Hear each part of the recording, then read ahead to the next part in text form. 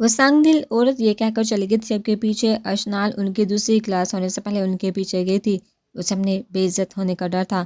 اگر روشنال کو پتہ چل گیا اس کے آگے ڈر سے وہ کچھ سوچ نہ سکی تھی، کیونکہ اس کالج میں اس کی سرپرست تو روشنال تھا، کیونکہ ایڈمیشن تو اس نے کروایا تھا اور ریکارڈ لسٹ میں فون نمبر بھی اسی کا تھا۔ وہ روتی رہ گئی تھی۔ اس شخص کو جب پتہ چلے گا وہ غلط تو اسے کہے گا نا۔ یہ سوچ آتے وہ کام اٹھی تھی۔ وہ سوچتی رہ گئی یہ ہاتھ آیا کہاں سے۔ اسے ظالم عورت کے بال کھینچنے سے سر میں درد ہو رہا تھا۔ وہ مرے مرے قدموں سے کلاس میں واپس آئی تھی، جبکہ لڑکیاں اس کو آتا دیکھا ہنسنے لگی تھی۔ وہ اپنی چیئر پر پریشان بیٹھ گئی تھی۔ اس کو گھر آئے 3 گھنٹے ہو گئے، اس نے ابھی تک یونیفارم چینج نہیں کیا تھا۔ بس پریشان سے بیٹھی اپنی اگلی اور پچھلی زندگی کا موازنہ کر رہی تھی۔ جہاں ماں باپ کی محبت سوچ کو اس کے چہرے پر ہنسی آتی، وہاں رشتوں کی تلخیاں اس کو رلا رہی تھی۔ وہ پریشان سے اپنی زندگی کے بارے میں سوچتی رہی۔ ماں باپ کے مرنے کے بعد اس کی زندگی میں روشنال کے علاوہ اس کو ایسے یاد نہیں دیا تھا۔ اس کی زندگی میں کوئی اچھا لمحہ نہیں تھا۔ اور نکاح کے بعد جو دکھ اسے روشنال نے دیا وہ اس کے بارے میں سوچتی رہی، لیکن وہ بھی اس رات اس کی ذات کو تار تار کر گیا تھا۔ اس کی باتیں، اس کے دل، اس کے رویے اسے بھولتا نہیں تھا۔ کسی اناج کی طرح اس کے دل میں چھپا ہوا تھا، وہ بھول نہیں سکتی تھی۔ اپنی زندگی کے بارے میں فیصلہ تو تب کرتی نا جب اس کا دل مضبوط ہوتا۔ وہ اندر سے رشتوں کی خود غرضیوں میں نہائی تلخیوں سے بھرپور لڑکی تھی۔ اس کی زندگی بس نام کی زندگی تھی۔ مغرب کی اذان ہوئی تو وہ ساری پرانی یادوں سے پیچھا چھڑواتی اٹھ کھڑی ہوئی تھی، کیونکہ جو ہونا تھا وہ ہو کر رہنا تھا۔ اسے جھٹلا نہیں سکتی تھی۔ اب بس اسے کالج میں جانے سے ڈر لگ رہا تھا۔ روشنال کی مار سے اسے سوچ کر وہ سہمی ہوئی تھی، لیکن پھر کچھ سوچتے اپنے دھڑکتے دل کو سنبھالتی نماز کے لیے کھڑی ہوئی۔ نماز پڑھ کے کچھ تسبیحات مکمل کر کے اٹھی اور نماز ادا کر کے کچن میں چلی گئی، جو اس کے روز کی روٹین تھی۔ روشنال یار آج کسی اچھے سے ڈھابے میں چائے پیتے ہیں۔ وہ لیپ ٹاپ بند کر کے بیگ میں ڈال رہا تھا گھر جانے کے لیے، جب فرقان جان نے ڈور نہ کر کے اسے پکارا تھا۔ اوکے چلتے ہیں، یہ کہہ کر اس نے بیگ پیچھے اٹھایا تھا اور اس کے ساتھ نکلا تھا۔ وہ اس کے ساتھ نکلا تھا اور پھر دونوں ڈھابے میں آ کے گپ شپ لگانے لگے، ساتھ میں چائے پینے لگے۔ بھابھی تیرے ساتھ خوش تو ہے نا؟ اس پہ نگاہ ڈالتا مشکوک سا بولا تھا۔ وہ محض میں سر ہلاتا وہ بولا تھا، بیٹا تیرے چہرے سے پتہ چل رہا ہے وہ تو خوش ہے، پر تو خوش نہیں۔ اس کے چہرے کے بگڑے تاثر نوٹ کرتا طنزیہ لہجے میں بولا تھا، یار وہ میرے ساتھ رہنا ہی نہیں چاہتی۔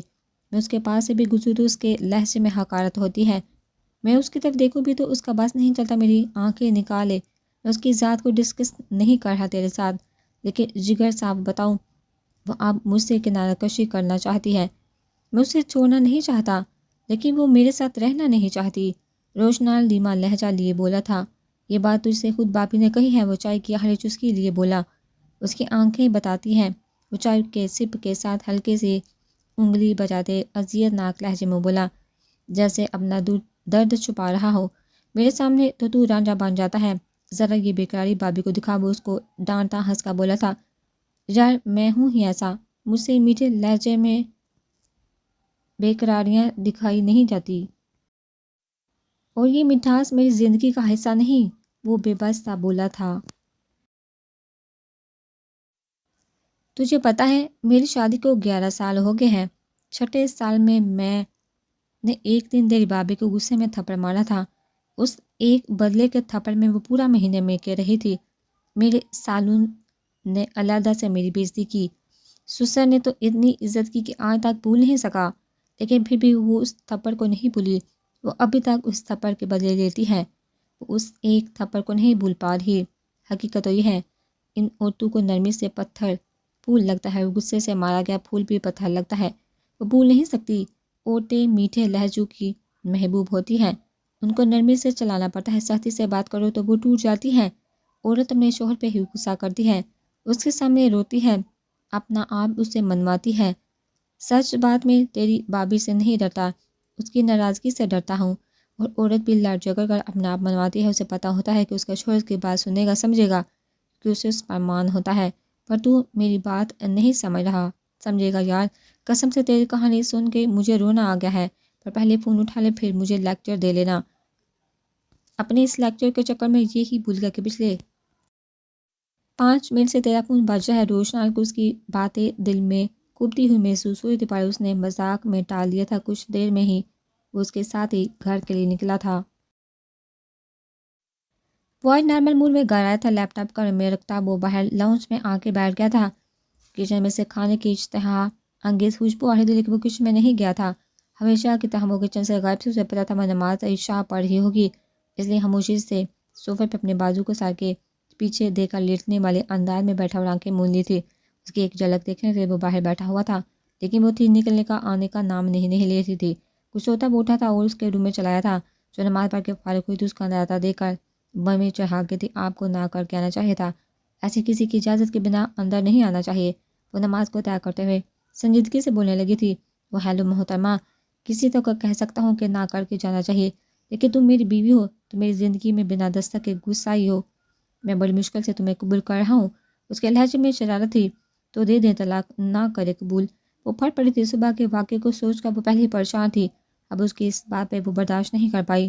وہ بول پڑی تھی، اپنی ذات کی تذلیل پہ آنکھوں سے آنسو نکلے تھے۔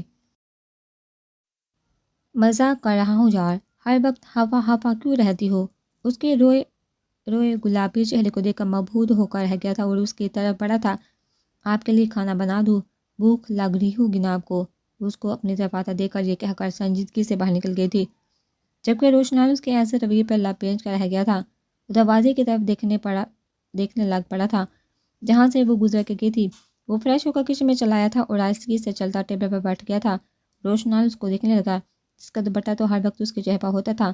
اس نے ایک منٹ بھی اسے مڑ کر نہیں دیکھا تھا۔ اس کی خاموشی اسے کھل رہی تھی، ویسی خاموش تو پہلے کبھی نہیں ہوئی تھی۔ وہ سالن اور چپاتی اس کے منہ کے آگے رکھتی ہٹ گئی تھی۔ یہ نئے اسٹائل کا دوپٹہ کہاں سے سیکھا ہے؟ ایسے لگتا ہے جیسے کالج میں شوہر اسے پردہ کروانے کا طریقہ بتاتے رہے ہیں آج۔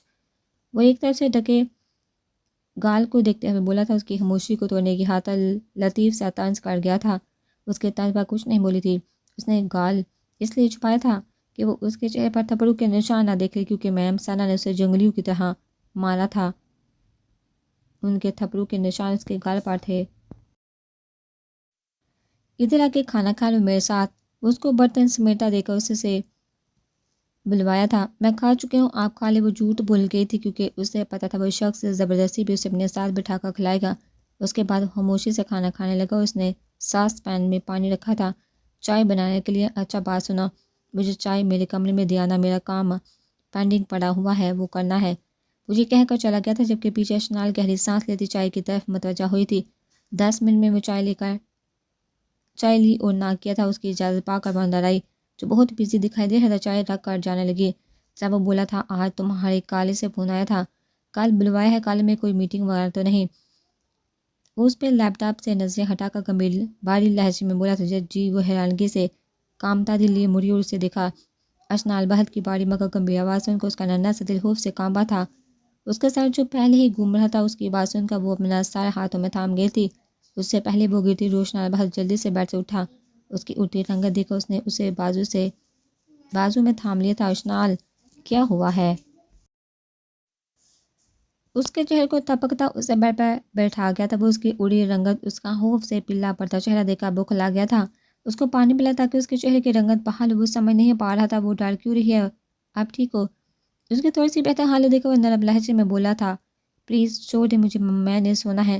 وہ عجیب سا ہیجان لہجہ لیے بولی تھی، آج ادھر ہی سو جاؤ، میں صوفے پر سو جاؤں گا۔ اس کے تھکے چہرے پر نگاہیں ڈالتا بولتا، نہیں، میں نے اپنے روم میں سونا ہے۔ وہ کترا کر اس کی گرفت سے نکلنے کے لیے مچلی تھی۔ میں کیا بکواس کر رہا ہوں؟ نرمی کی زبان تو سمجھنا تم پہ گناہ ہے۔ لیٹ جاؤ سکون سے، نہیں کہہ رہا کچھ تمہیں۔ محافظ ہو تمہارا، لٹیرا نہیں۔ اپنی سرد آنکھیں اس پہ جمائے اتنی سختی سے بولا۔ اشنال کام کا رہ گئی تھی، چلو سو جاؤ۔ اس کو کامتا دیکھا اب کی بار نرمی سے بولا۔ اسے بیڈ پر لٹا اس پہ کمفرٹر اڑا کے خود صوفے پر بیٹھ گیا تھا، جبکہ اشنال اس کے پل پل بدلتے لہجے کو دیکھ اندر سے بہت خوف زدہ تھی۔ وہ لیمپ کی لائٹ کو آن کرتا اور کمرے کی لائٹ آف کرتا، لیپ ٹاپ سنبھالتا صوفے پر لیٹ گیا تھا۔ اشنال پریشانی سے اس کو دیکھتی رہی تھی، جس نے اپنی آنکھیں موندی ہوئی تھی، جبکہ اسے پتا تھا اس کی ساری رات بے چین گزرنی ہے۔ وہ غلط نہیں تھی، ارد گرد ماحول میں بسنے والے لوگ غلط تھے۔ وہ پریشان تھی۔ وہ شخص اس کے سامنے تو تھا لیکن اس کے پاس نہیں تھا۔ اسے اس شخص کی ضرورت تھی، لیکن وہ اپنی عزت نفس کو قائم رکھنے والی لڑکی تھی۔ وہ کبھی اس سے یہ نہیں کہہ سکتی تھی، آؤ میری زندگی میں خزاں کے پھول کھلاؤ۔ حالانکہ اسے پتا تھا اس شخص کی آنکھوں میں اسے محبت نظر آتی تھی، پورے دن سے سوچ سوچ کر اس کا دل گھبرایا جا رہا تھا، اس کا دل بند ہونے لگا تھا۔ اس نے دوپٹہ اتار کر ساتھ رکھ دیا تھا، پھر بھی جلتے دل کو سکون نہیں آ رہا تھا۔ اسے بس یہی خوف کھایا جا رہا تھا، جب روشنال کو پتہ چلے گا وہ تو اسے جان سے مار دے گا۔ وہ صحابی کی کیفیت میں اٹھ بیٹھی تھی، لیکن سکون نہیں ملا تو پھر لیٹ گئی تھی۔ وہ بے چین تھی لیکن اسے سکون نہیں مل رہا تھا۔ وہ بار بار اٹھ کر بیٹھتی اور بار بار لیٹی۔ روشنال کی آنکھ کھلی تو اسے بے چین دیکھ کر وہ بے سکون ہو گیا تھا۔ وہ مسلسل 1 گھنٹے سے لیٹتی اور بیٹھتی۔ روشنال تب سے دیکھ رہا تھا، اب وہ لیٹی ہوئی تھی۔ اسے سمجھ نہیں آ رہی تھی کہ اس کی بے چینی کی وجہ کیا۔ اس نے جو بازو آنکھوں پر رکھے تھے وہ سینے پر باندھ لیے، اسے دیکھنے لگ پڑا۔ اشنال جو اپنی سوچوں میں نکلی اس کی طرف دیکھا تو دگ سے رہ گئی تھی۔ وہ بھی اسی ہی کی طرف دیکھ رہا تھا۔ ایک لمحے میں دونوں کی نظریں چار ہوئی تھی۔ اشنال کی نظر لمحے بار کو اس کی نظروں سے ملی تھی۔ کرب، نارسائی، دکھ، پریشانی، بے بسی، کیا کچھ نہیں تھا اس کی اس ایک نظروں میں۔ اسے شروع سے جانتا تھا۔ اس کی نگاہوں سے تقاضوں سے ہائپ ہوتی وہ فلفور اپنی نظروں کو بدل گئی تھی۔ اس کی ڈارک براؤن آنکھوں میں مانہیزی سی چمک تھی۔ یکدم ہی جیسے اپنے اور اس کے بیچ رشتے کا احساس جاگا تھا۔ وہ اور مصرف ہوتی نگاہیں پھیر گئی تھی۔ خاموشی کا گہرا احساس ان دونوں کے بیچ تھر تھرانے لگا۔ اس کی نگاہوں کو دیکھ کر اس کا دل خدشات کی زد میں آ کے دھک دھک کرنے لگا۔ اس کو مسلسل کروٹیں بدلتا دیکھ رہا تھا جو بہت ہی بے چین لگ رہی تھی، جیسے اس کو کوئی غم ہو اور وہ بتا نہ پا رہی ہو۔ وہ اس کی طرف دیکھتا، وہ کروٹ بدل گئی۔ روشنال کی طرف اس کی پوچھتی، وہ اس کو بے چین دیکھتے اٹھا اور میانہ روی سے چال چلتا اس کے پاس آ کے بیڈ پر بیٹھ گیا تھا۔ آؤ تہجد ادا کر لے، اس کے سر پہ انگلیاں چلاتے ہوئے بولا۔ مدھم سی آواز میں بولی تھی۔ اس کی انگلیاں اپنے بالوں میں پھرتے دیکھ کر پہلے تو ڈری، اس کا دل کیا کہ جھٹک دے، لیکن اس کے اگلے الفاظ اس کی روح میں چاشنی اتار گئے تھے۔ جی میں وضو کر رہا ہوں، یہ کہہ کر وہ آہستگی سے اس کے بالوں سے اس کے ہاتھ کو ہٹاتی اٹھ کھڑی ہوئی تھی۔ وہ وضو کرنے چلے گئے تھے۔ وہ پیچھے بیٹھا اس کی بے چینی کی وجہ سوچنے لگا تھا۔ بے شک وہ اسے جتنی بھی باتیں کرتی، پر اب وہ اسے اپنی جان سے بھی پیاری ہو گئی تھی، پر وہ یہ سمجھ نہیں پا رہا تھا اس کے ساتھ مسئلہ کیا ہے۔ تھوڑی دیر بعد وہ وضو کر کے دوپٹہ سیٹ کرتی واپس آئی تھی۔ اس کے بعد وہ وضو کرنے چلا گیا تھا۔ 10 منٹ بعد آیا۔ وہ اسی کے انتظار میں بیڈ پر گھبرائی ہوئی بیٹھی تھی۔ میں جائے نماز لے آتا ہوں تمہارے روم سے۔ وہ واپس آیا تو اس کو پھر ساکت سا بیٹھا دیکھ کر نرمی سے بولا۔ اس کے کمرے سے جائے نماز لے آیا تھا اور سر پر وائٹ کلر کا رومال باندھا تھا۔ وہ رومال باندھ رہا تھا جب اشنال کی نظر اس پر پڑی تھی۔ اتنی پریشانی میں بھی اپنے ہم سفر کی داڑھی میں جذب ہوتا پانی کا منظر اسے کوئی اونچائی سے نظر آتا خوبصورت اور جھرنا لگا تھا۔ وہ مبہوت سی ہو کر تکنے لگی تھی اور کالج میں ہونے والی سوچ سے پریشان ہو گئی تھی۔ میرے ساتھ بچھاؤ، وہ اس کے پیلے پڑتے چہرے کو دیکھ کر کہنے لگا۔ وہ پیچھے پچھانے لگی جب اس نے اسے ٹوکا تھا۔ جی اس کے ساتھ بچھا گئی تھی۔ دونوں توجہ سے پڑھنے لگے تھے۔ وہ اسے تقلید کرتی تہجد پڑھ رہی تھی۔ اپنے ہم سفر کے ساتھ عبادت کرنے کا اپنا ہی لطف تھا۔ تہجد پڑھ کر دونوں نے ہاتھ اٹھائے تھے۔ وہ بھی دل میں دعا مانگنے لگا۔ اشنال بھی دل میں دعا مانگنے لگی۔ اے اللہ میں بے بس ہوں، میری مدد فرما۔ اے اللہ میں ٹوٹ گئی ہوں، میری مدد فرما۔ اے اللہ میں تیرے فیصلوں پر راضی ہوں، لیکن میری زندگی کی مشکلیں دور فرما۔ اے اللہ میں تجھ سے نا امید نہیں ہوں، پر تیرے بندوں نے مجھے نا امید کر دیا ہے۔ میں اتنا پریشان دل کر ہے خود کے ساتھ کچھ کر لوں۔ چھوٹی سی عمر میں زندگی کی الجھنوں نے مجھے تھکا دیا ہے۔ یا اللہ بے شک خوشیاں دے کر میں مغرور ہو کر تجھے بھول جاؤں، بس مجھے اپنی رحمتیں دے دے جن کا میں شکر کرتے کرتے نہ تھکوں۔ اس نے اللہ سے شکوہ نہیں کیا، بس پریشانی سے اپنے رب کے ساتھ دوپٹہ سر پہ رکھ کے اپنے ہاتھوں میں چھپائے روئی تھی۔ اپنا غم اللہ کے سامنے ہلکا کیا تھا۔ ادھر روشنال کی آنکھوں سے آنسو تو نہ آئے تھے، پر وہ بھی اپنے دل میں رکھے بوجھ کو ہلکا کر کے ہٹا تو اس کو دیکھا جو ایسے جائے نماز پر چہرہ دوپٹے میں لپیٹے ہاتھوں میں دعا کے انداز میں پھیلائے ہاتھوں میں رکھا تھا۔ وہ چند لمحے اس کے سسکے وجود کو دیکھتا ہے اور پھر اسے ہاتھ بہا اپنے حصار میں لیا تھا۔ کوئی پریشانی ہے تو ہم سفر سمجھ کر نہ صحیح اپنا سپرمین سمجھ کر بتا دو، اپنے دل کا بوجھ ہلکا کر لو۔ آج کی رات پرانے والی ایشو بن کر کوئی ضد کر لو، میں سپرمین بن کر پوری کر دوں گا۔ آج بس یہ سمجھ لو کہ میں تمہارا دوست ہوں، غم گسار ہوں۔ وہ اس کے چہرے کو ہاتھ میں تھامتا، اس کی آنکھوں کو اپنے لمس سے معطر کرتا بولا۔ اسے پتا تھا کہ وہ بہت الجھن کا شکار ہے۔ وہ جب سے آیا تھا اس کی پریشانی گھبراہٹ کو نوٹ کر رہا تھا۔ وہ بہت غائب دماغ لگ رہی تھی۔ وہ پہلے اس کے ہسار میں جھجکی تھی، پھر یہ سوچ کر سکون ہو گئی کہ پاک جگہ تھی، پاک رشتہ تھا، پاک وقت تھا، اور اوپر سے اس کی پاکیزہ باتیں۔ اور کوئی وقت ہوتا تو وہ اس کے پاس بھٹکتی بھی نہ تھی، لیکن اب اس کا چہرہ تھوڑا سا اطمینان اور پھر سے اس کے سینے سے سا ٹکا گئی تھی۔ پتہ ہے اللہ نے محرم رشتوں میں بہت طاقت رکھی ہے، میں تمہارا محرم ہوں، تمہارا محافظ ہوں، مانا کہ غلط فہمی میں تمہارا بہت نقصان کیا، تمہاری روح میں بھی داغ لگائے ہیں۔ وہ نرمی سے کہتا اس کے سر پر ہاتھ پھرتے پرسکون کر رہا تھا، لیکن اس کی باتیں سن کر وہ پھر سے بے سکون ہوئی تھی۔ وہ پھر سے کالج میں ہونے والے واقعے کو یاد کر کے بے سکون ہوئی تھی۔ اس کے ہسار میں لایا گیا سکون سے پھر سے بے چین کر گیا تھا۔ اس کے ہسار سے خود کو شراتی پیچھے ہٹ گئی تھی۔